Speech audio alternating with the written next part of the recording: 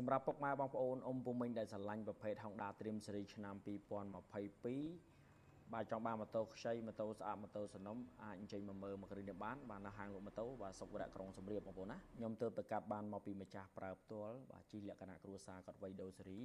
បាទខ្ញុំកាត់បានខ្ញុំថតបង្ហាញពុកម៉ែបងប្អូនអ៊ំពុំមិញវិជុំតាក់ទងជាមួយនឹងខ្ចៅខ្ចងទឹកប្រាក់ទឹកថ្នាំសបកបាទម្លុកទឹកប្រាក់ហ្នឹងបង្ហាញជូនបងប្អូនអ៊ំពុំមិញបានទៅលើទឹកថ្នាំខ្មៅខាងលើបាទទៅលើបាទទឹកថ្នាំទឹកប្រាក់ខាងក្រោមបាទនឹងតែមបាទអញ្ចឹងបងប្អូនអ៊ំពុំមិញចង់បានម៉ូតូស្អាតម៉ូតូសំណុំស៊ីនសំណុំដើមមានពន្ធត្រឹមត្រូវឯកសារគ្រប់ហ្នឹងស៊េរីឆ្នាំ2022បាទកាត់មកក៏ថតបង្ហាញជូនបងប្អូនអ៊ំពុំមិញលោកតាលោកយាយដែលមានតម្រូវការ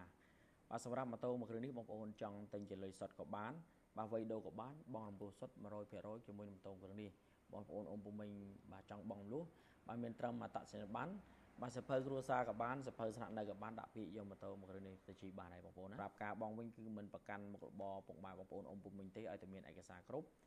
បាទមានអត្តសញ្ញាណប័ណ្ណសភៅគ្រួសារបើសិនជាអ្នកទៅធ្វើការសុំกระดาษបញ្ជាក់បខែមួយសន្លឹកឬក៏របាយការណ៍ធនាគារ3ខែចុងក្រោយដែលធ្វើការបើកលុយតាមកងធនាគារហ្នឹងបងប្អូនអ៊ំពុំមិញដែលមានលុយសុទ្ធបាទអត់ចង់បងរំលោះអស់ការប្រាក់បាទក៏អាចចេញមកមើលបានដូចគ្នាចំណែកឯតម្លៃវិញក៏លក់តម្លៃធូរថ្លៃសមរម្យជូនបងប្អូនអ៊ំពុំមិញយកទៅប្រាស់បាទតម្លៃត្រឹមតែ 2000 ជាងតែប៉ុណ្ណោះបាទអញ្ចឹងបងប្អូនអ៊ំពុំមិញដែលចង់បានអាសង់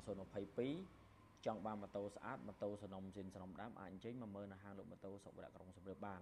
សម្រាប់ម៉ាស៊ីនវិញបងប្អូនណាបាទធានាមួយឆ្នាំពេញតែម្ដងតាក់ទងជាមួយនឹងម៉ូតូមួយទឹក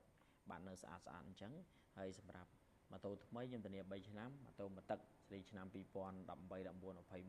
21 22គឺខ្ញុំធានាជូនបងប្អូនអ៊ំពុំមិញរយៈពេល1ឆ្នាំតែម្ដងទីតាំងខ្ញុំរកវិញនៅក្រុងសំរាបនៅតាមបណ្ដោយផ្លូវជាតិលេខ 6A ខលេខស្តុបចុងកស៊ូ